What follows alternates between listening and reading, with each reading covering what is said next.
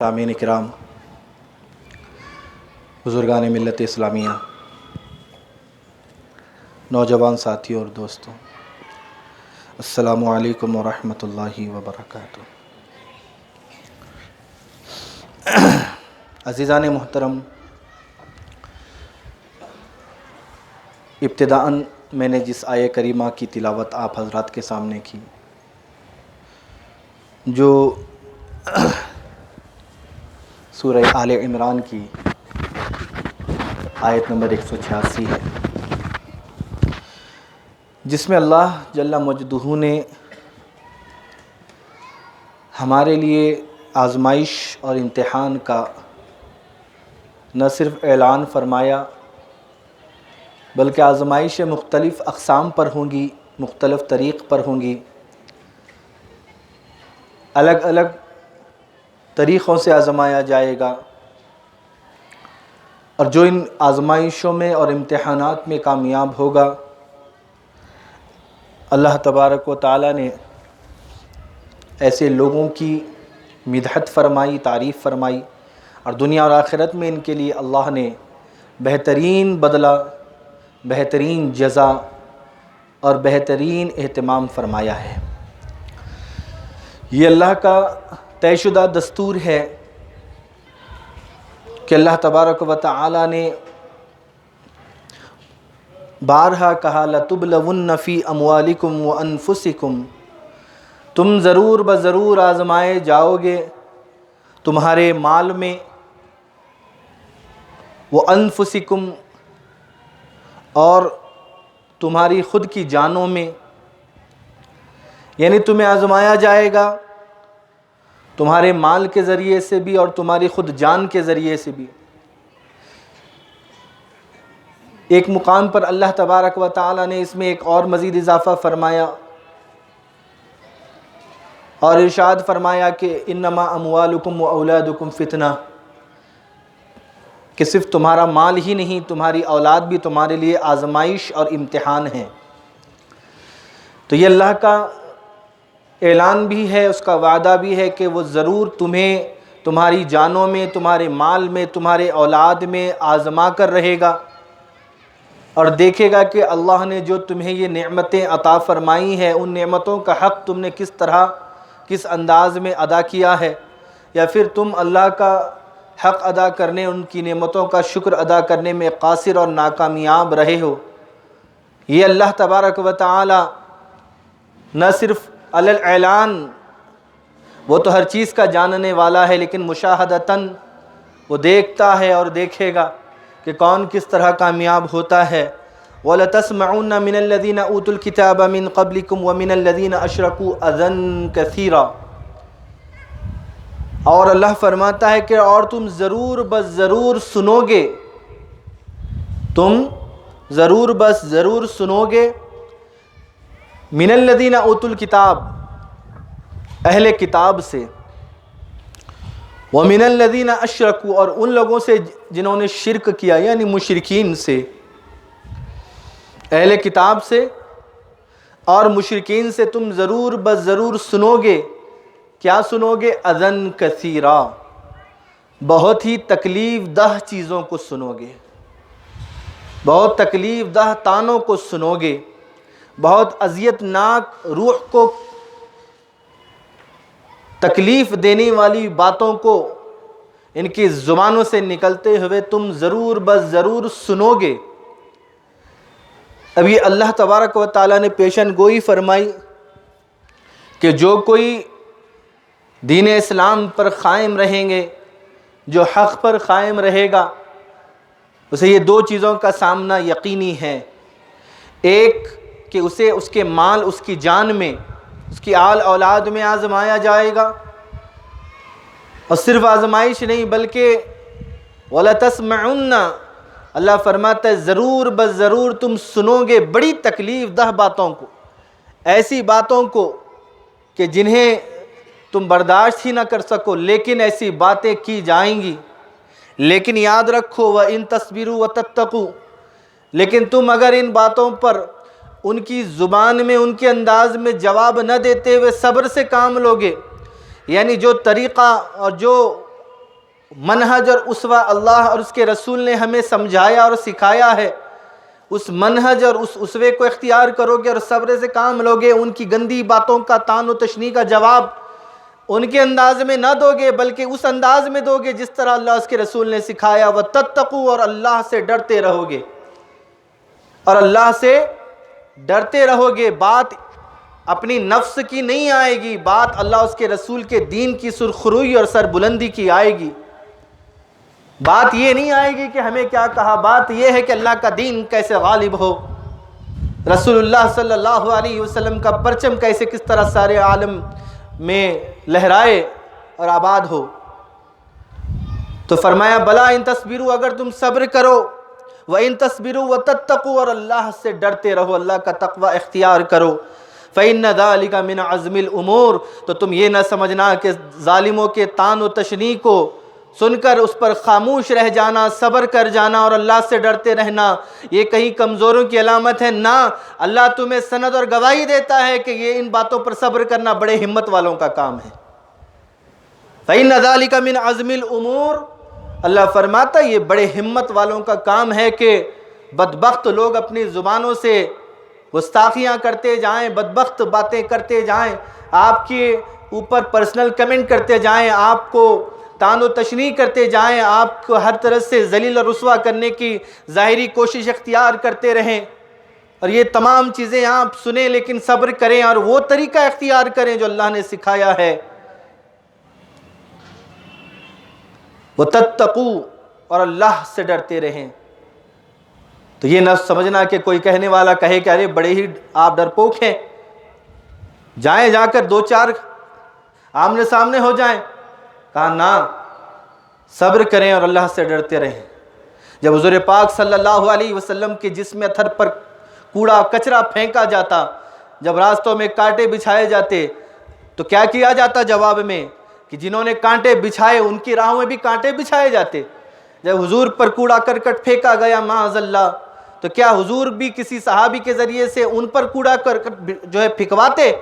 یہ جواب نہیں ہوتا، جواب یہ ہوتا کہ وہ کوڑا کرکٹ پھینکنے والا جس دن کوڑا کرکٹ نہ پھینکتا، حضور بنفس نفیس بذات خود جاتے اور پوچھتے کہ کیا بات ہے آج کوڑا کرکٹ نہیں پھینکا گیا،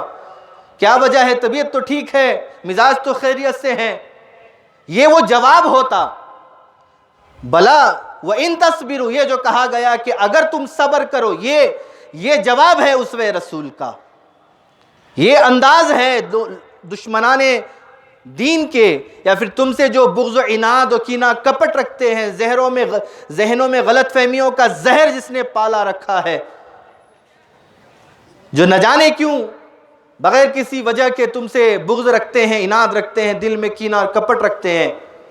نفرت کڑواہٹوں کے انہوں نے اپنے سینوں میں کانٹے اگائے ہوئے ہیں، ایسے لوگوں کا جواب کیا ہے؟ اسوہ رسول جواب دیتا ہے، اسوہ رسول جواب دیتا ہے۔ حضور جا کر عیادت کرتے اور وہ کوڑا کرکٹ پھینکنے والے وہ شرمسار ہو کر اس بات کو کہنے پر مجبور ہو جاتے کہ یہ دین، یہ اخلاق و کردار، اللہ اکبر، ان اخلاق و کردار، ان اداؤں پر تو مر مٹنے کا جی چاہتا ہے، اور لوگ عاشق ہو جاتے، گروید ہو جاتے اور حلقہ اسلام میں داخل ہو جاتے۔ وَإِن تَصْبِرُوا، اگر تم صبر کرو، اگر تم صبر کرو۔ عزیزان محترم، جب ثمامہ بن اسال کو، جو بہت بڑے سردار تھے اپنے قبیلے کے، اور بہت سارے صحابہ کو بھی انہوں نے شہید کر ڈالا، حضور کے پاس جب لایا گیا تو دیکھنے کے ساتھ انہیں قتل نہیں کیا گیا، ثمامہ بن اسال کو کہا قید کر دو، 1 دن 2 دن 3 دن مسلسل پوچھا حضور نے، ثمامہ بتا کیا کہتا ہے؟ ثمامہ کی جو باتیں ہوتی وہ کہتی کچھ لے دے کر مسئلہ حل کر لیں، میں تفصیل میں نہیں جا رہا ہوں، وہ کہتے کچھ لے دے کے حل کر لیں، 2-3 باتیں انہوں نے رکھی، حضور مسکراتے، پہلے دن نکل جاتے، دوسرے دن نکل گئے، تیسرے دن نکل گئے، چوتھے دن پوچھا ثمامہ کیا کہتے ہو؟ کہا اسی بات پر قائم ہوں۔ حضور نے فرمایا چھوڑ دو اسے، آزاد کر دو، جانے دو اسے۔ ثمامہ نے جب یہ سنا کہ بھئی چھوڑ دو، آزاد کر دو، میں وہی ہوں کہ جنہوں نے کئی ایک صحابہ کو شہید کرنے میں بڑی مدد کی تھی، میں وہی تو ہوں جو اسلام کا اور پیغمبر اسلام کا سچا دشمن تھا، مجھے آزاد کر دیا۔ لیکن یہ جو ادا تھی عفو اور درگزر والی حضور کی، یہ جو جواب تھا، نفرتوں کا جواب حضور نے نفرتوں سے دینا نہیں سکھایا، ان نفرتوں کا جواب دینے کا انداز مصطفیٰ جان رحمت کا کچھ اور ہی تھا، وہ انداز ہی کچھ اور تھا حضور کا۔ حضور پاک صلی اللہ علیہ وسلم نے فرمایا سمامہ کو چھوڑ دو، کچھ دور ہی گئے تھے کہ وہ جو حضور کی محبت کا تیر جو ان کے دل میں پیوست ہوا تھا، وہ زخم اتنا گہرا تھا کہ جس نے سمامہ کو زیادہ دور جانے نہیں دیا، زیادہ دور چل نہیں سکے۔ وہ جو محبتوں کے تیر چلے تھے جو سمامہ کے دل کے آر پار ہو گئے، اور جو ہے سمامہ کی عقل و فہم و فراست کی ان دروازوں کو اس ادا نے دستک دی کہ وہی کھڑے ہو گئے، پریشان ہو گئے۔ بازو میں ایک باغ تھا، گئے غسل کیا، اور غسل کرنے کے بعد اپنے وطن واپس چلے جاتے۔ نہ، جو اس در کا غلام ہو گیا اس در کو چھوڑ کر جا نہیں سکتا، جو اس در مصطفیٰ کا عاشق ہو گیا مجال ہے اس در و دیوار کو، اس کی چوکٹ کو چھوڑ کر جا سکے۔ وہ سمامہ جو اپنے قبیلے کا بہت بڑا بے باک سردار تھا، جرات مند سردار اور بڑی ہمت والا سردار، وہ واپس آئے غسل کرنے کے بعد، آ کر عرض کی یا رسول اللہ میں کچھ ایک باتیں آپ کے سامنے عرض کرنا چاہتا ہوں۔ پوچھا وہ کیا؟ کہا یا رسول اللہ اس سے پہلے دین اسلام سے،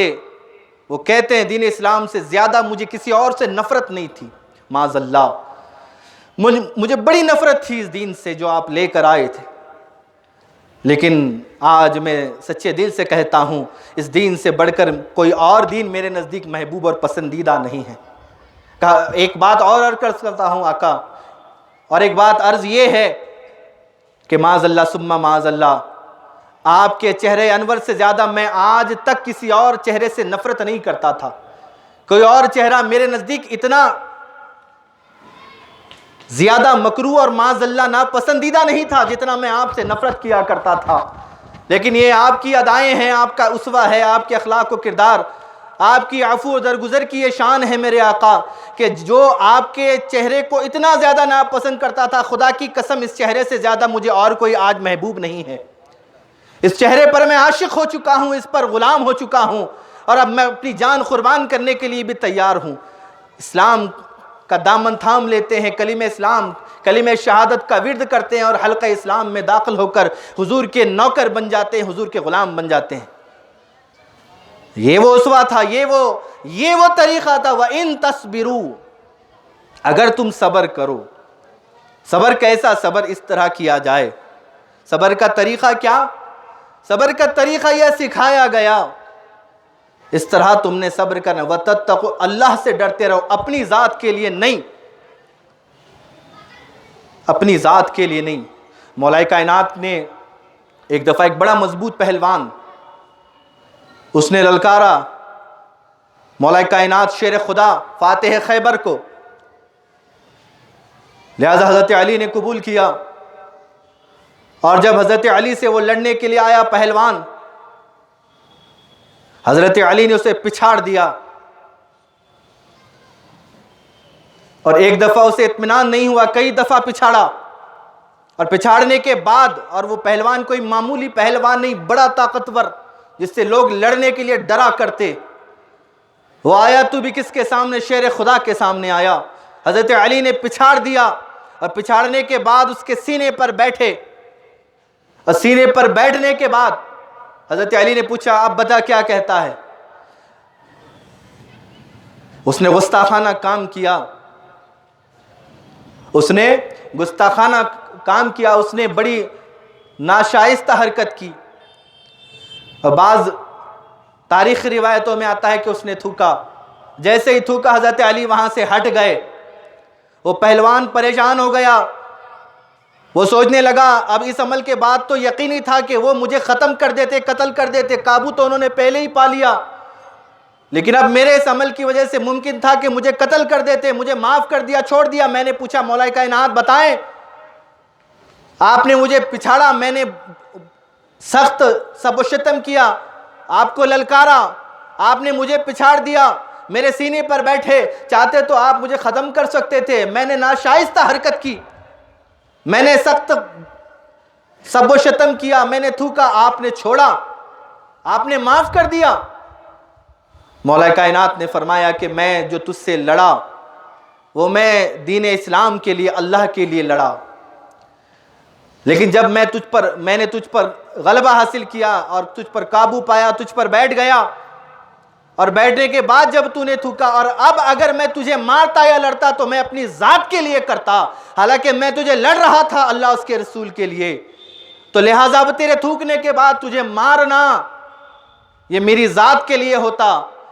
اس لیے میں نے تجھے چھوڑ دیا، اللہ اس کے رسول کے لیے معاف کر دیا۔ یہ وہ انداز تھے، یہ وہ کردار تھے، یہ وہ اسوہ تھا، یہ وہ طریقہ تھا، یہ وہ سیرت اور کردار تھی کہ جنہوں نے ایسے بدبخت پہلوان کو بھی حضرت علی کا غلام بنا دیا اور حلقہ اسلام میں داخل ہونے پر مجبور کر دیا۔ عزیزان ملت اسلامیہ، اللہ فرماتا لَتُبْلَوُنَّ فِي أَمْوَالِكُمْ وَأَنفُسِكُمْ، تم ضرور بضرور تمہارے مالوں میں اور تمہاری جانوں میں اور ایک مقامات پر تمہاری اولاد میں تم آزمائے جاؤ گے، اور صرف آزمائے نہیں جاؤ گے، وَلَتَسْمَعُنَّ، تم سنو گے ضرور بضرور اہل کتاب سے بھی، مشرکین سے بھی، اذًا کثیرا، بڑی تکلیف دہ باتیں، لیکن وَإِن تَصْبِرُوا، اگر تم صبر کرو، وَتَتَّقُوا، اور اللہ سے ڈرتے رہو، تو یاد رکھو مولا کائنات کا اٹھ کر کھڑے ہو جانا، اسے معاف کر دینا، یہ بہادری کی عمدہ اور اعلیٰ مثال ہے۔ انسان جسم سے بھی بہادر ہوتا ہے، اور انسان اپنے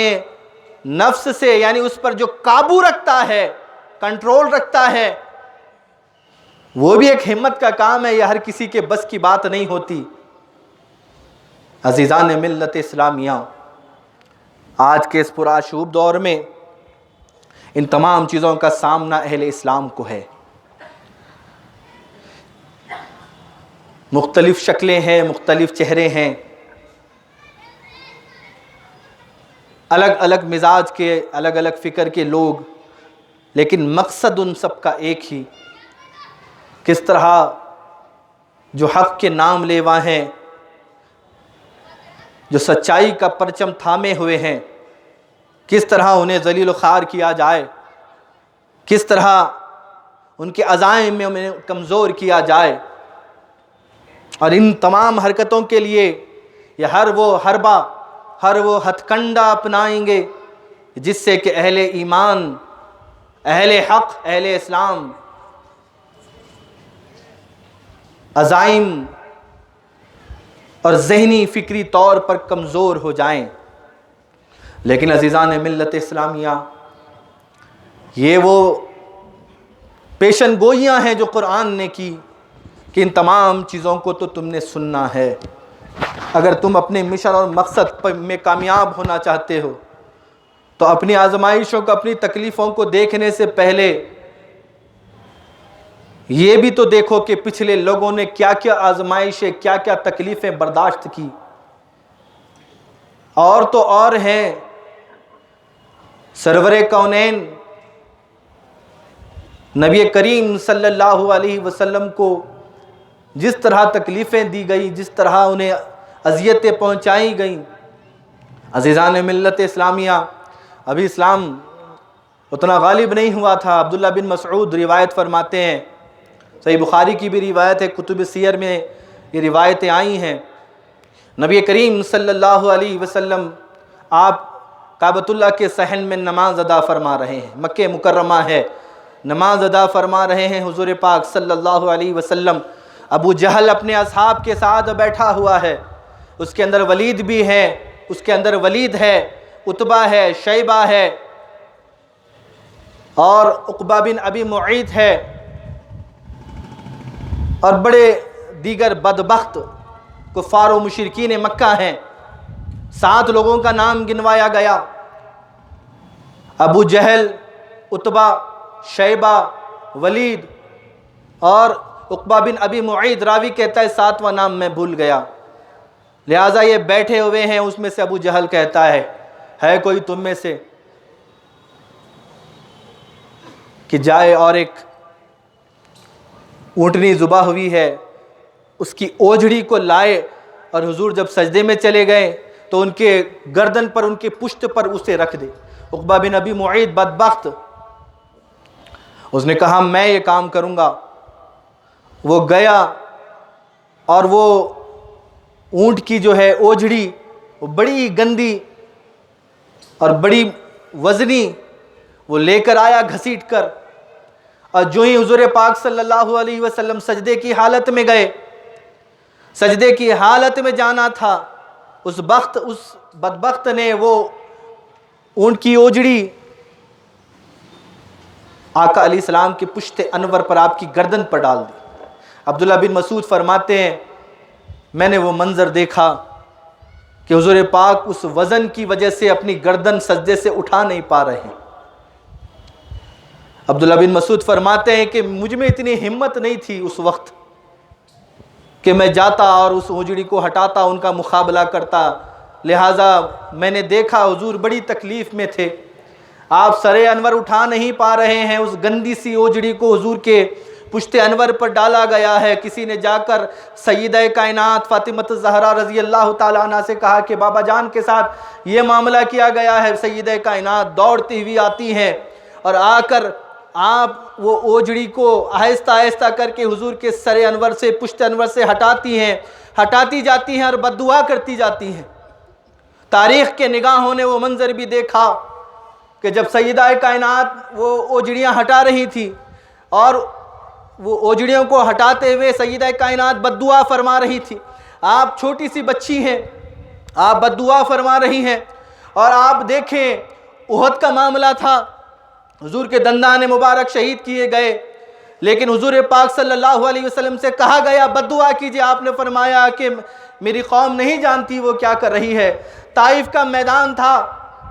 طائف میں پتھر پھینکے گئے، اتنی تکلیفیں، اتنی اذیتیں دی گئی جو حضور فرماتے اس سے پہلے نہ دی گئی، لہٰذا وہاں بھی آپ نے فرمایا کہ انہیں معاف کر دو، یہ نہ صحیح، ان کی نسلیں ایمان اور اسلام سے بہراور ہوگی۔ لیکن یہاں آپ سجدے کی حالت میں اوجڑی ڈالی گئی اور سیدہ کائنات ہیں اور اوجڑی نکال رہی ہیں، بددعا کر رہی ہیں، اور سیدہ کائنات کی بددعا کرنے کے بعد حضور کے ہاتھ اٹھے اور آپ صلی اللہ علیہ وسلم فرمائے اللہم علیک بقریش، اللہم علیک بابی جہل وعتبہ وشیبہ ولید عقبہ بن ابی معیط، اے اللہ تو ان سے نپٹ لینا۔ سیدہ کائنات ہیں کہ آپ کنویں پر جا کر اپنے چھوٹے چھوٹے معصوم ہاتھوں سے حضور کے بال مبارک کو دھو رہی ہیں، حضور کے بال بھی دھو رہی ہیں، حضور کا چہرہ بھی دھو رہی ہیں، اور حضور کے کپڑے بھی دھو رہی ہیں، اور ساتھ ہی ساتھ اللہ سے دعا بھی کر رہی ہیں کہ اے اللہ تو انہیں دیکھ لینا، اے اللہ تو انہیں دیکھ لینا۔ عبداللہ بن مسعود فرماتے ہیں میری آنکھیں اس کعبۃ اللہ کے صحن میں تاجدار کون و مکان پر ڈالے گئے ان اوجڑیوں کی بھی شاہد ہے، اس کے بعد جو بددعائیں سیدہ کائنات اور سرکار نے فرمائی اس کی بھی شاہد ہے، اور بدر کے میدان میں کس طرح ابو جہل کے ٹکڑے ہوئے، عقبہ بن ابی معیط کے ٹکڑے ہوئے، عتبہ اور شیبہ اور ولید کے جسموں کو اور ان کی لاشوں کو بدر کے میدان کے کنویں میں کس طرح گھسیٹ کر ذلیل کر پھینکا گیا، میری آنکھیں ان کی بھی شاہد ہے۔ ایک ایک لفظ سیدہ کائنات کا،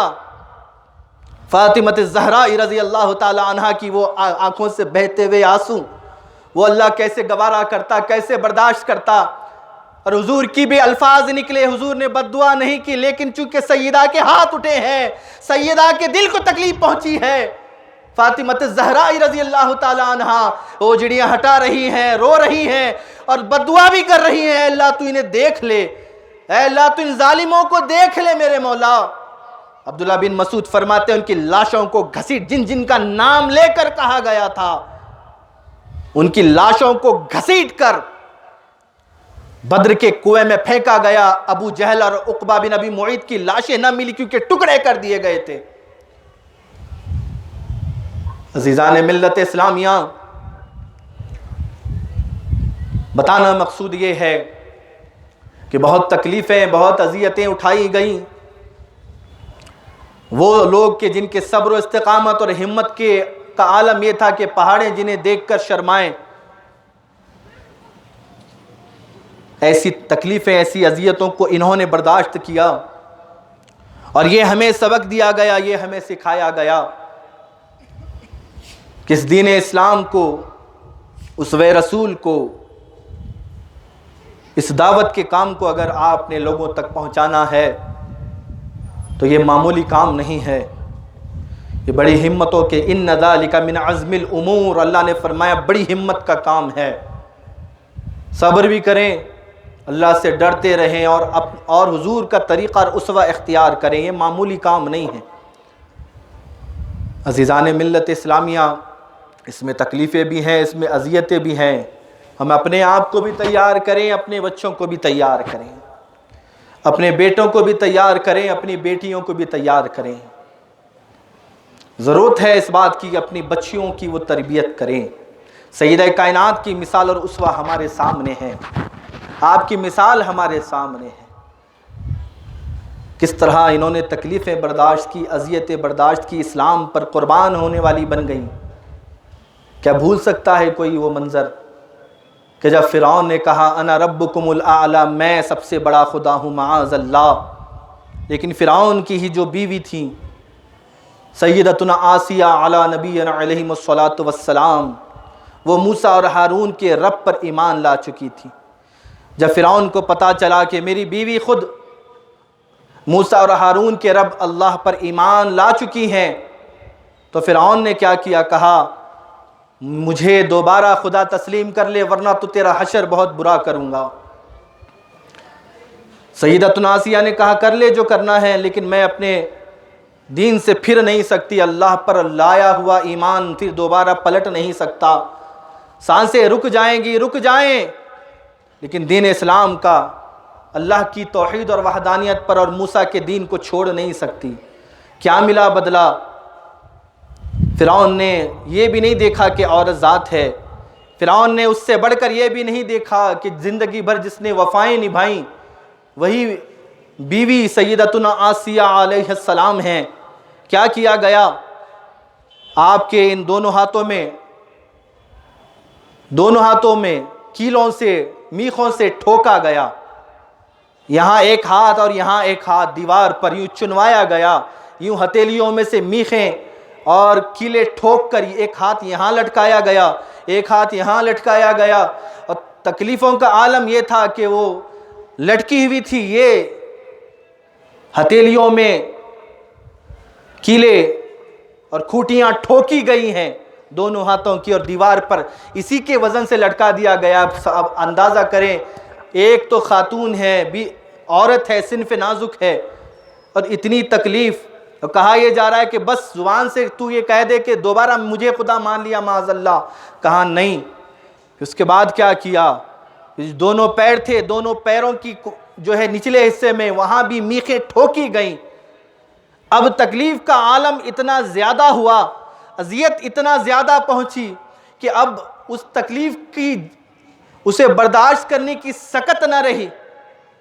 عزیزان ملت اسلامیہ، وہ حال میں جب پہنچی کہ اب روح نے جسم سے بس اب چھوڑنے کا اور رخصتی کا وقت آ گیا. یا تو پھر فرعون کی بات مان لو ورنہ یہ تکلیف تم برداشت نہیں کر سکتی. جسم جواب دے گیا. جب جسم جواب دے گیا تو آسیہ علیہ السلام نے اللہ کی بارگاہ میں دعا کی، اور قرآن نے اسے بیان فرمایا.